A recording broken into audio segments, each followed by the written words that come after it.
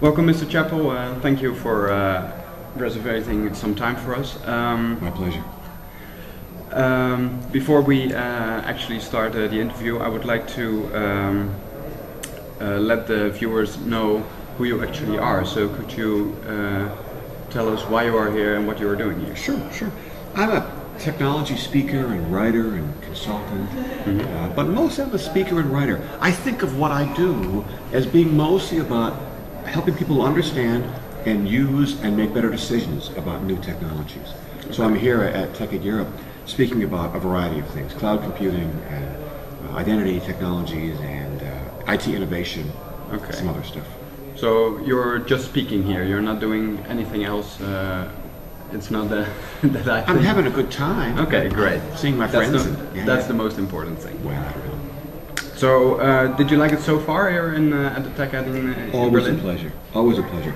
I have not been in Berlin before, so it's great to see the city. Okay, yeah. And I love TechEd Europe. It's my favorite public event that I speak at. Okay, good to hear that.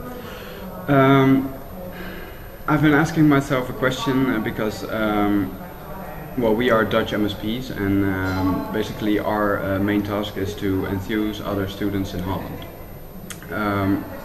This includes also giving presentations to them and telling about what we do, what Microsoft produces. What I personally find very hard is how do you prepare for a presentation for so many people? Do you mean a large audience or a diverse audience? Both, actually, but more diverse. The answer is it's really hard. I believe that to be successful in giving presentations, you have to try to shape your audience, which sounds counterintuitive, but if you've got a very diverse audience where they all want different things from your presentation, your odds of success are basically zero. You can't make them happy. And so having an audience that wants more or less the same things out of your presentation, I think, is fundamental to succeeding. And so by shape your audience, I mean, if you're doing some event, you got an event description that draws people in. Make that description really accurate and really clear, so it'll only attract the ones you want there and keep away the ones you don't want. Yeah. If you don't do this, your audience is diverse and you cannot succeed. So actually you're saying that before you are giving the presentation, you should make some sort of selection on what kind of people you want to be in the room. As much as you can. You can't always do that, but often you can. So for example, if you're giving a talk on new features in C# in the next version, whatever that might be, one could imagine that you could describe the talk in some online thing or something else in a way that makes really clear that what you're trying to do is attract people who already know C# and have some background. Or you might do a talk that says comparing C# and Java. And there you assume people know Java and know C#. You want a certain kind of person. So making the description as tight as you can in order to... Yes, to get the right people and to keep out. It's important to keep out the wrong ones. I think is essential to success in a presentation. Okay.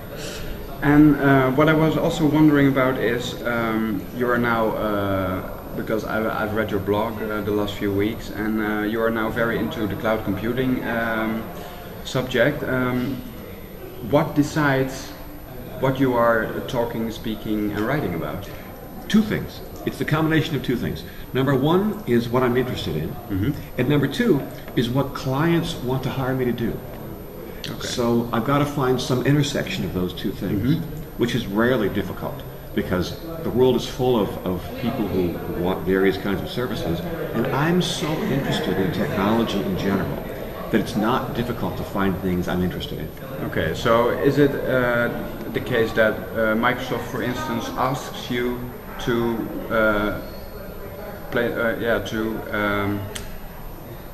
give some attention to one of their new products? Yes, or? often. Okay. They often hire me to write papers about technology. And do you sometimes reject that? Or? Yeah, sure. Okay, sure. If you don't want to write about it, you just don't. Right. Either I'm not interested, or in some cases, a firm like Microsoft comes to me and says, write about this. I look at it and I say, no.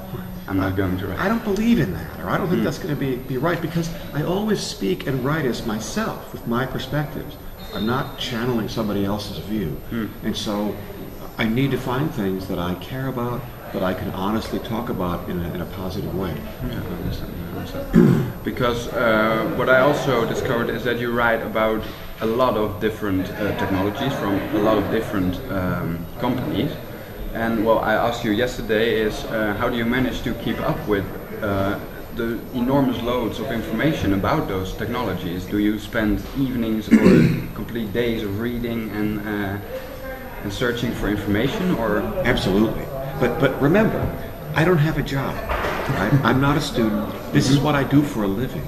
Okay. And so if you think about that, suppose that you were assigned to put together a presentation that lasts an hour on some topic, and you had several weeks to do nothing but prepare for it. And you had access to the world's experts in that space. You could go visit them, call on the phone.